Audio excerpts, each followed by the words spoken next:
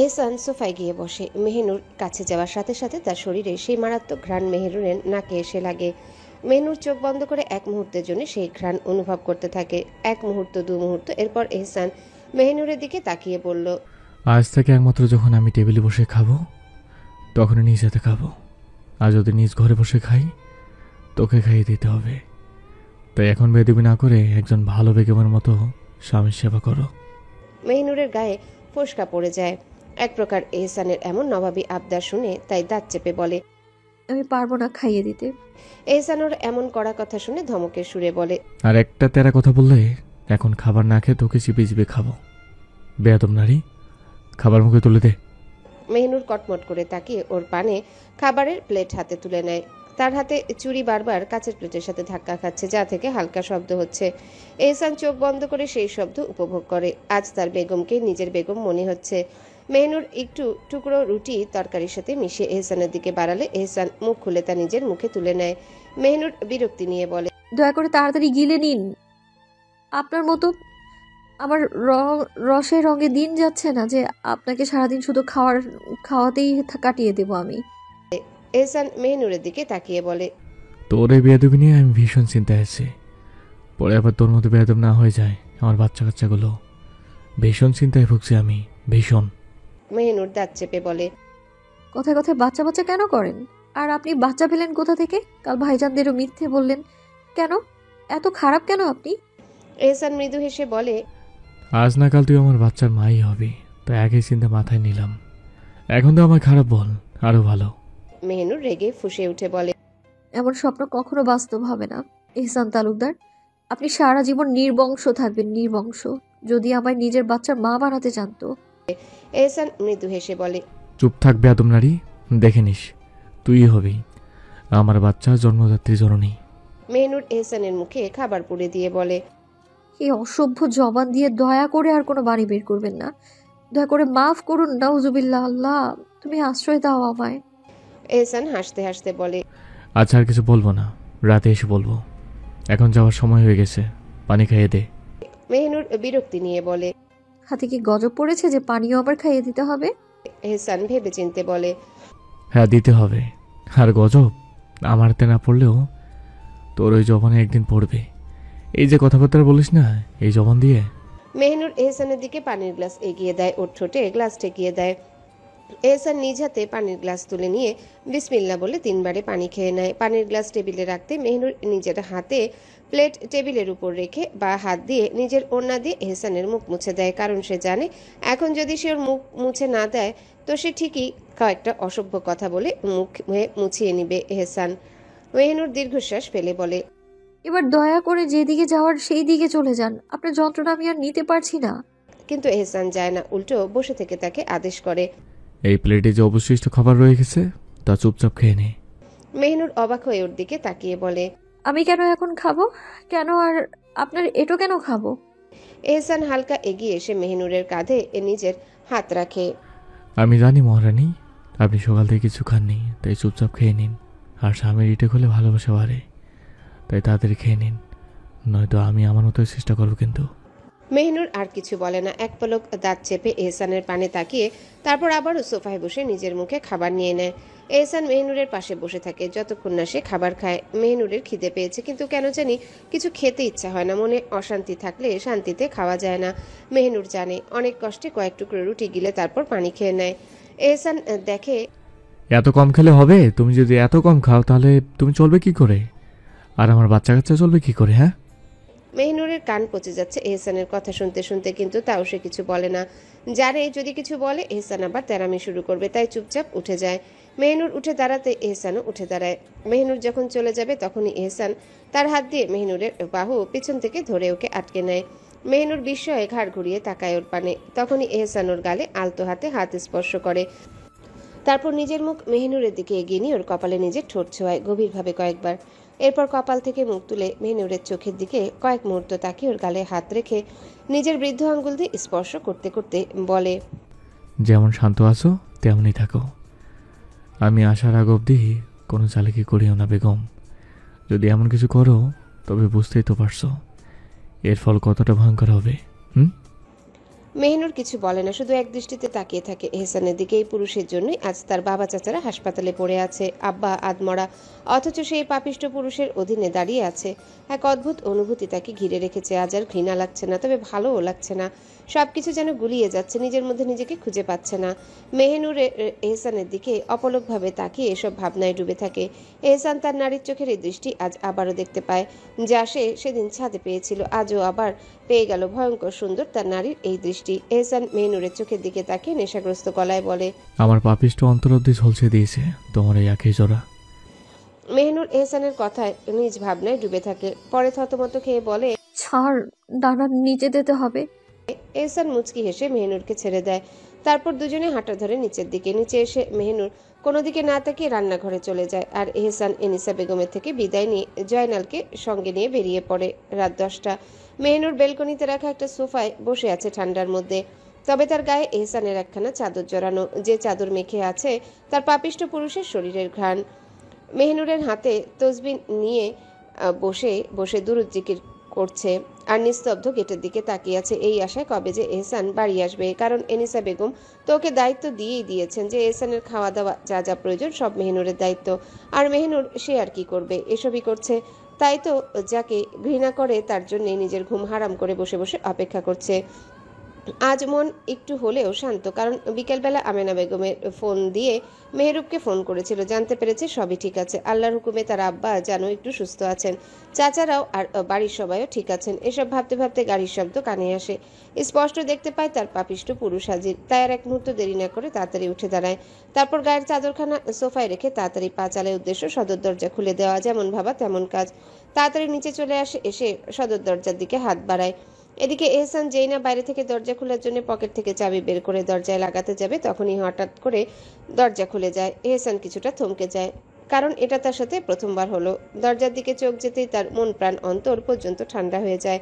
প্রশান্তি চলে আসে আপনা আপনি তার ভিতরে। অজান্তে এক চিলতে হাসি ঠোঁটের কোণে ফুটে ওঠে। তার নারী যে দাঁড়িয়ে আছে তার সামনে, তার স্নিগ্ধ ফুল দাঁড়িয়ে আছে, তবে আজও তাকে কবুতরের বাচ্চার মতো লাগছে। নামাজের হিজাব যে পড়ে আছে। এহসানকে এভাবে নিজের পানে তাকিয়ে দেখতে মেহনুরকে উদ্দেশ্য করে সালাম দেয়। আসসালামু আলাইকুম। সালাম দেওয়াটা তাদের সবারই অভ্যাস। কেউ বাড়িতে প্রবেশ করলে, কাউকে সারাদিন দেখলে মেহনুরের সালাম দেওয়া নিজ ধ্যান ভেঙে এহসান মুচকি হেসে বলে, ওয়ালাইকুম আসসালাম রহমতুল্লাহ বারাকাতুহু। এই বলে এহসান বাড়িতে প্রবেশ করার দোয়া মনে মনে পড়ে। বাড়িতে পা রাখে। এহসান ভিতরে আসতেই মেহনুর দরজা লাগিয়ে দেয়। তখনই এহসান ওর পানে ভ্রু কুচকে তাকিয়ে বলে, কিরে কবিতরের বাচ্চা, এখনো ঘুমাসনি কেন? কবুতরের বাচ্চা এমন উক্তি শুনে মেহনুরের কপাল কুচকে আসে। তবে এসব ছেড়ে বলে, আপনাকে খাইয়ে দাইয়ে উদ্ধার না করে কি করে ঘুমাই বলুন তো? জোর করে রেখেছেন তো এনে নিজের সেবা করাতে। এহসান মৃদু হেসে সোফার দিকে এগিয়ে যায় এবং নিজের হাতে থাকা ব্যাগগুলো সোফার উপর রেখে দেয়। অতঃপর মেহনুরের দিকে এগিয়ে এসে কোনো কিছু না বলেই হুট করে মেহনুরকে নিজের কোলে তুলে নেয়। হঠাৎ এমন হয় মেহনুর চমকে ওঠে, কিছুক্ষণ সময় নেয়। অতঃপর বুঝে কি হলো তার সাথে। বুঝতে পেরেই তেতে উঠে বলে, কি করছেনটা কি নামান বলছি? এভাবে কোলে তুললেন কোন কারণে? এহসান মেহনুরের দিকে তাকিয়ে ওর কোমরে রাখা নিজের হাত আরো শক্ত করে ধরে হেসে বলে, প্রতিদিন তো তোকে 2-1বার কোলে নিতে হয় কোনো না কোনো কারণে, কিন্তু আজ তো কোনো কারণেই পেলাম না, তো এমনিতে নিলাম। অভ্যাস হয়ে গেছে তো তাই। মেহনুর বিরক্তি নিয়ে বলে, আপনি না সারাদিনে বাড়ি ফিরলেন, তাহলে ক্লান্ত লাগে না একটু? ক্লান্ত হন না এইসব নাটক করতে? এহসান সিঁড়ি বেয়ে উঠতে উঠতে বলে, সারাদিনে কি সারা জীবনে ক্লান্তি উড়িয়ে যায় নারী যখন তোমার এই পাপিষ্ট মুখশ্রীর পানে তাকাই আমি? এহসানের এমন কথা শুনে মেহনুর কিছুক্ষণ চুপ থেকে বলে, হয়েছে, নাটক বন্ধ করুন। এহসান দীর্ঘ শ্বাস ফেলে বলে, তোমার কাছে নাটক হতে পারে, তবে আমার কাছে এটাই চিরসত্য। এই বলে এহসান ওর এক হাতে যত্নে কোমর চেপে নিজের আপন নারীকে সযত্নে ঘরে নামিয়ে দেয়। মেহনুর এহসানের থেকে ছাড়া পেয়ে স্বস্তির নিঃশ্বাস নিতে নিতে নিজে নিজেকে বলে, আল্লাহ মাহবুদ। এহসান ওকে বলে, কিছু বললি মেহনুর? ওর পানে তাকিয়ে বলে, দয়া করে গোসল টোসল করে নিচে আসুন, আমি খাবার দিচ্ছি। এহসান দীর্ঘশ্বাস ফেলে বলে, কোনো ভর্তা আছে আজকের খাবারের ভোজনে? মেহনুর ওর কথা একটু ভেবে বলে, না, নেই। এহসান ওর দিকে তাকিয়ে বলে, তাহলে যা, আমার জন্য কোনো কিছু দুই একটা ভর্তা তৈরি কর। আমার ইচ্ছা হচ্ছে তোর হাতে ভর্তা খেতে। এহসানের এমন আদেশ শুনে মেহিনুর বলে, শুক্রিয়া আদায় করুন, আপনার মতো পাপিষ্ঠ পুরুষের জন্য আমি নিজের ঘুম হারাম করে আপনার খাওয়া দিচ্ছি আমি। আর এখন নাকি আপনাকে আমি ভর্তা বানিয়ে দেব?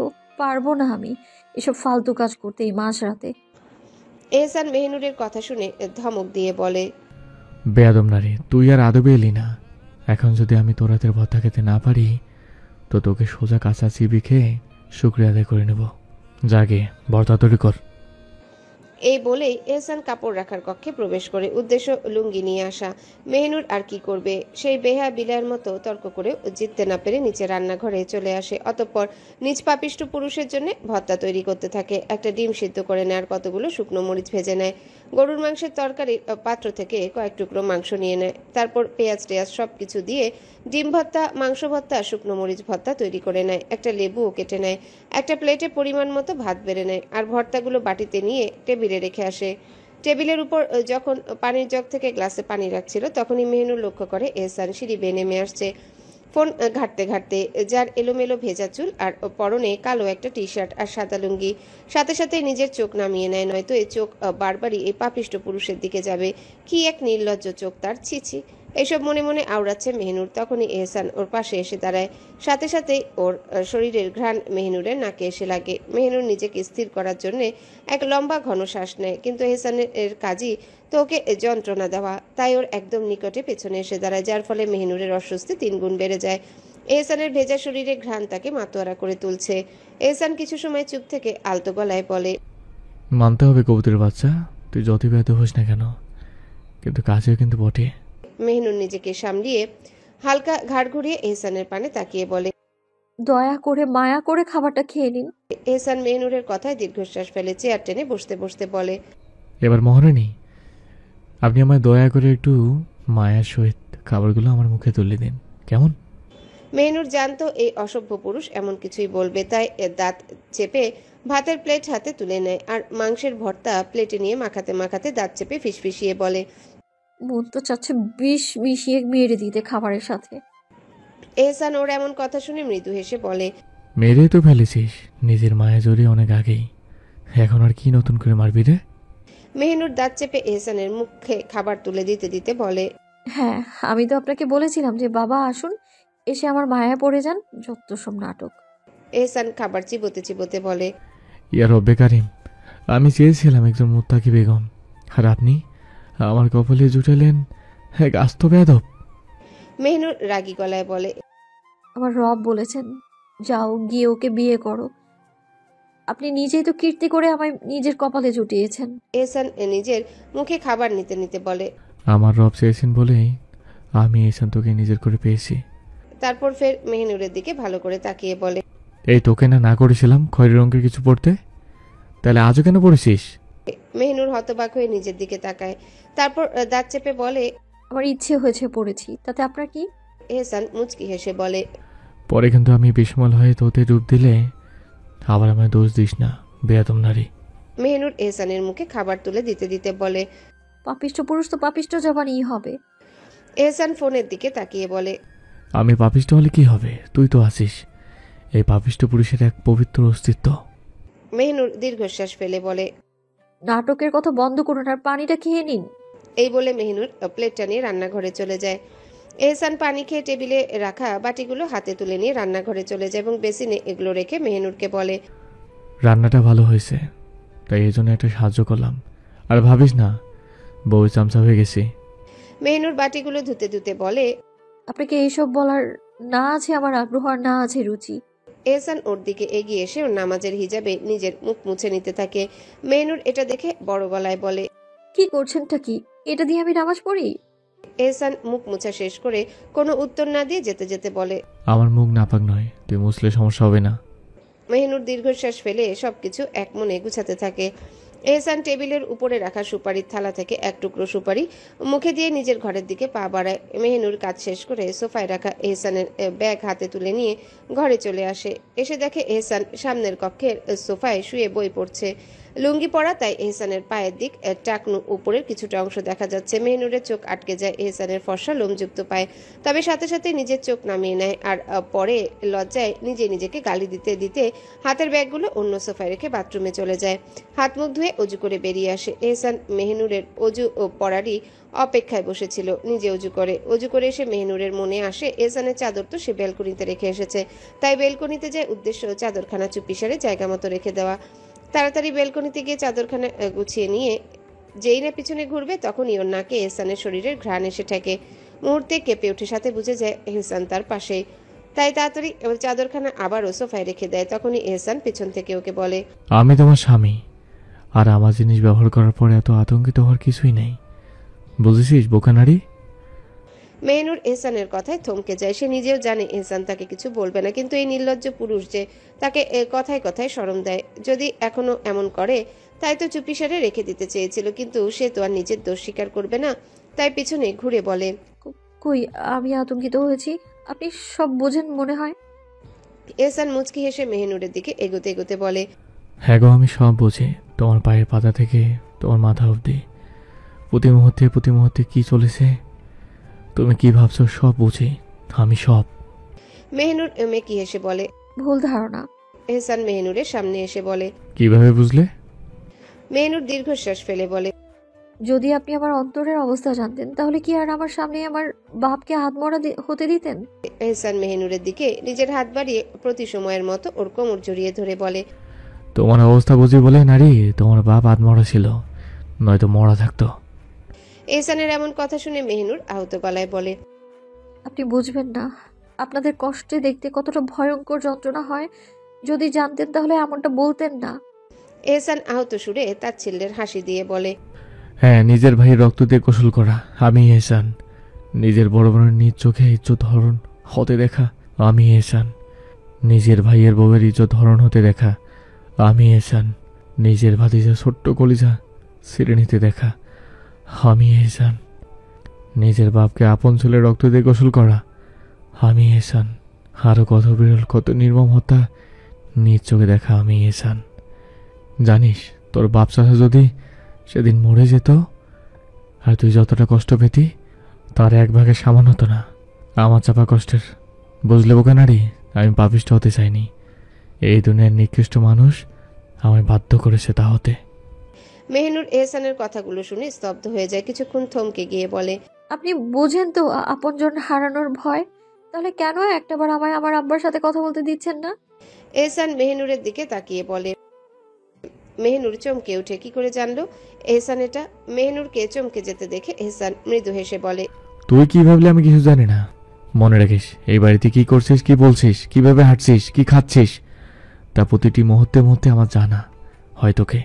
এহসান ফের বলে, বাপকে দেখবি?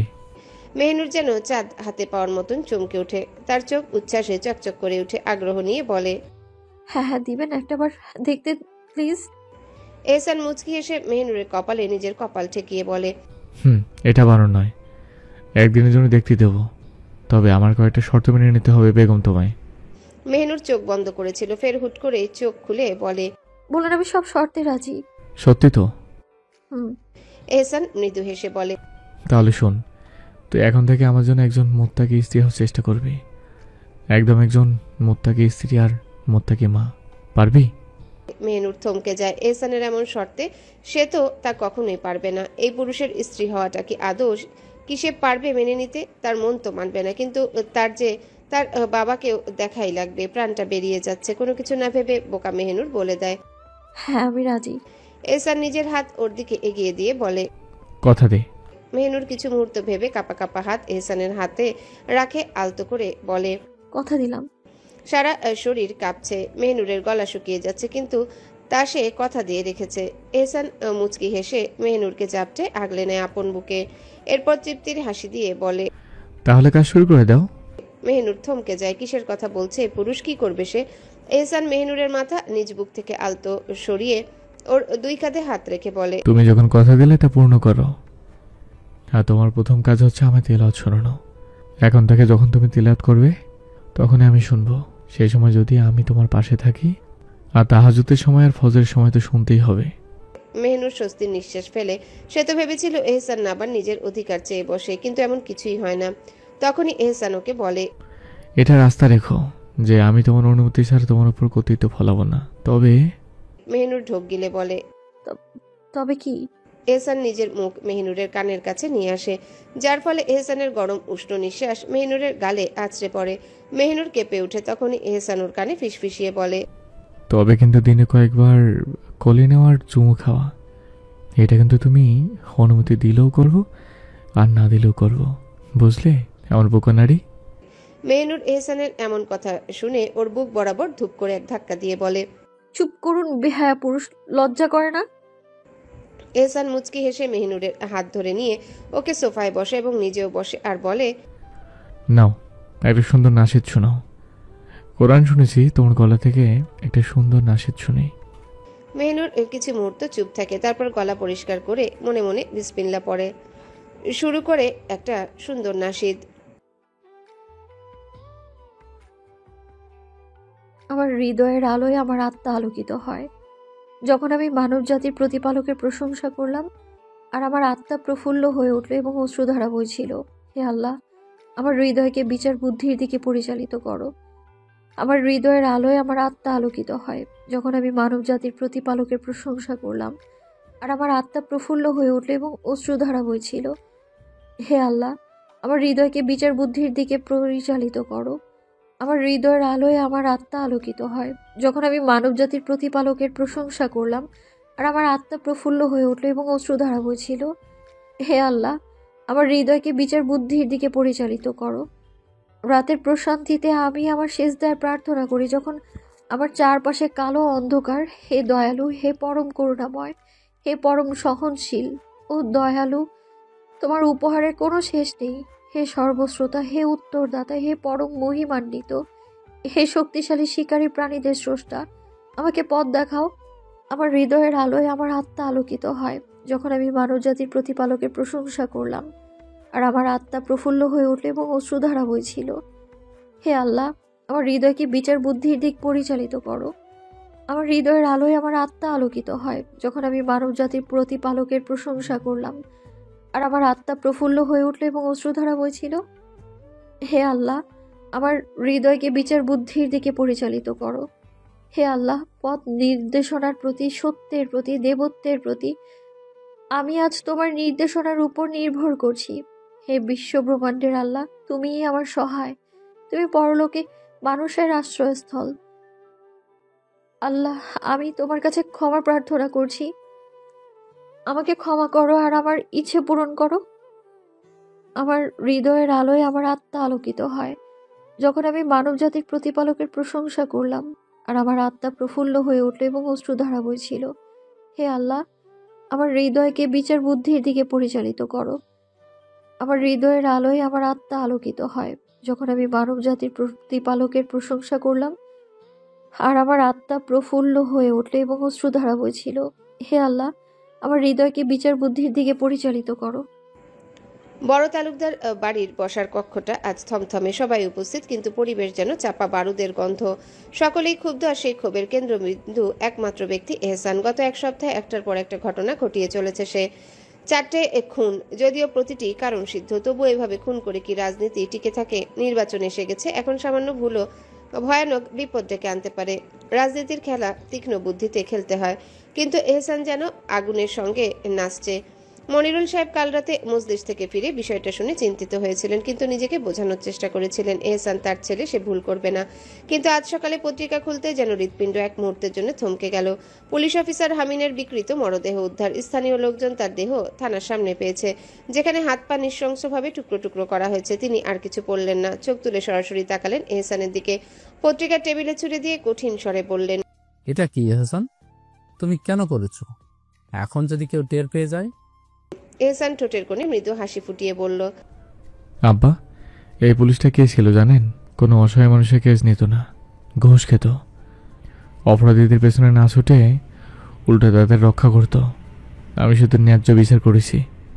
মনিরুল সাহেব ভ্রুকুচকে পত্রিকার বাকি অংশ পড়তে থাকলেন। অফিসার হামিন মাদক ব্যবসার সঙ্গে জড়িত ছিলেন। ধারণা করা হচ্ছে তারই কোনো সহযোগী প্রতিশোধ নিতে এই হত্যাকাণ্ড ঘটিয়েছে।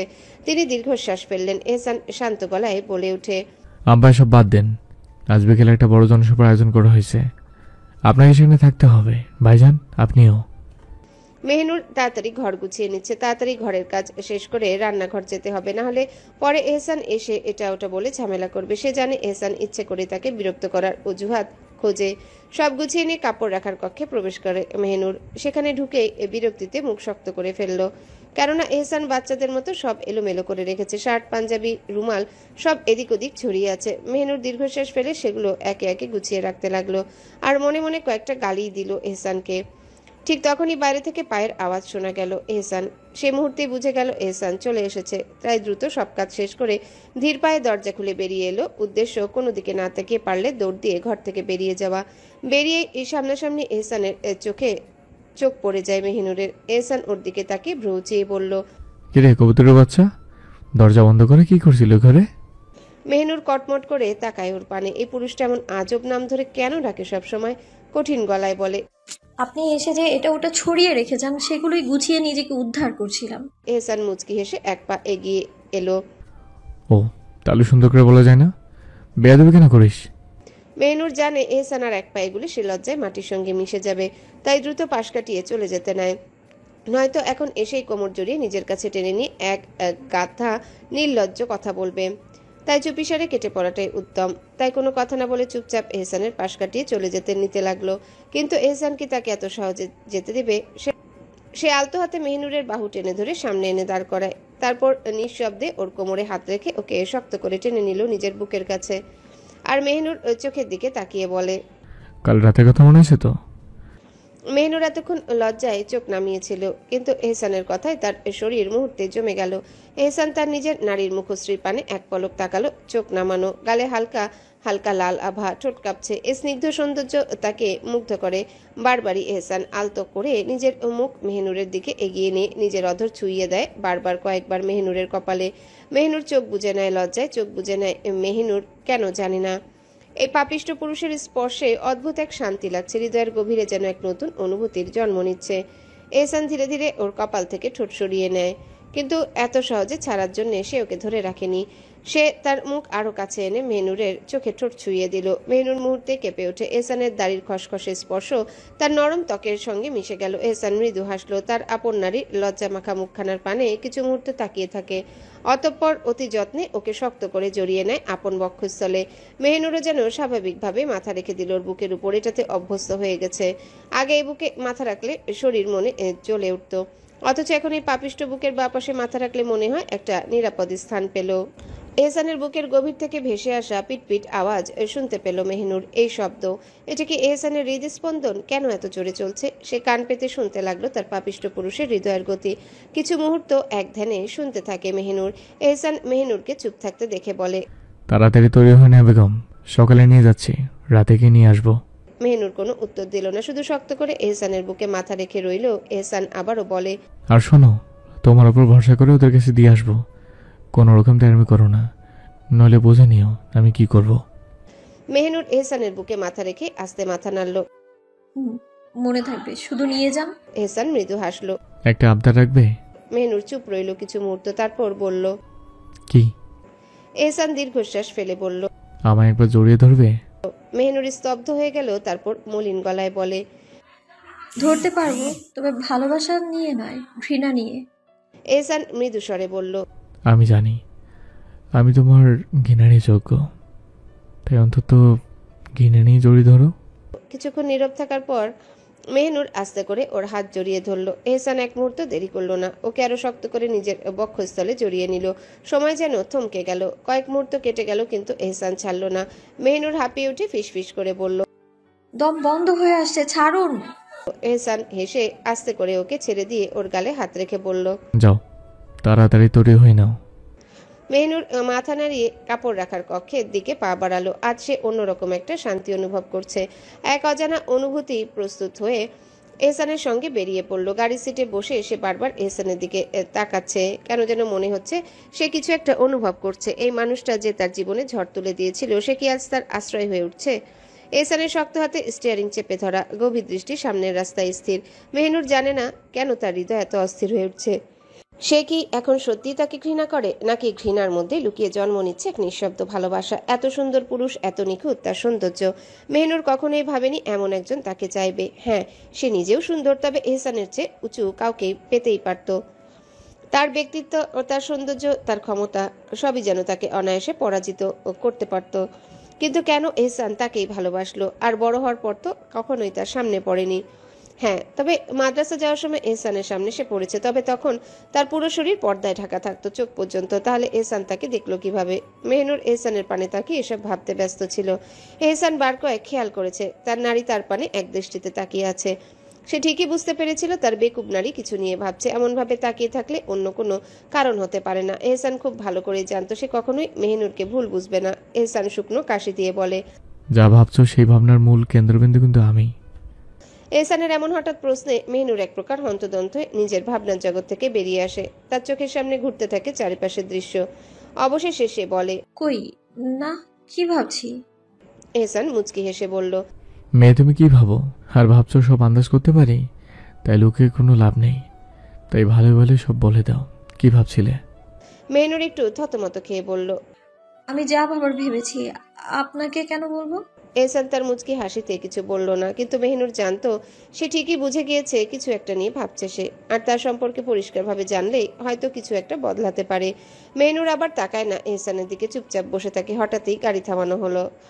তারা হাসপাতালের সামনে পৌঁছেছে। এহসান গাড়ি থেকে নেমে প্রথমে নিজের মুখ ঢেকে নেয়, এরপর মেহনুরের হাত ধরে তাকে নিয়ে যায় হাসপাতালের ভিতর। হাসপাতালের ভেতর যেখানে মেহনুরের বাবা ছিলেন সেদিকে নিয়ে গেল এহসান। হঠাৎ করে মেহেরুবের চোখ পড়ে মেহনুরের দিকে। তার মুখে এক চিলতে হাসি ফুটে ওঠে। এক মুহূর্ত দেরি না করে সে দ্রুত এগিয়ে যায় মেহনুরের দিকে। মেহনুর এহসানের দিকে তাকিয়ে বলে, হাতটা ছাড়ুন, একটাবার জড়িয়ে ধরি ভাইজানকে। এহসান তার হাত ছেড়ে দেয়। মেহনুর গিয়ে চাপটে ধরে তার ভাইজানকে।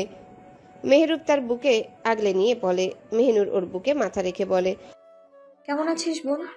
ভালো ভাইজান, কেমন আছেন? সব ঠিক আছে তো? মেহরুব মেহনুরের মাথায় হাত বুলিয়ে দিয়ে বলে, আলহামদুলিল্লাহ, আলহামদুলিল্লাহ, সব ঠিক আছে, সব আল্লাহ ঠিক রেখেছেন। এই সময় তৌফিক তালুকদার তাদের পাশে এসে দাঁড়ালেন। মেহনুর মেহরুবের থেকে নিজের শরীর এলিয়ে দিয়ে ওনাকে সালাম দেয়। আসসালামু আলাইকুম মেজো চাচা, কেমন আছেন? তৌফিক তালুকদার মৃদু হেসে মেহনুরের মাথায় হাত বুলিয়ে বলেন, ভালো রে মা, তুই কেমন আছিস?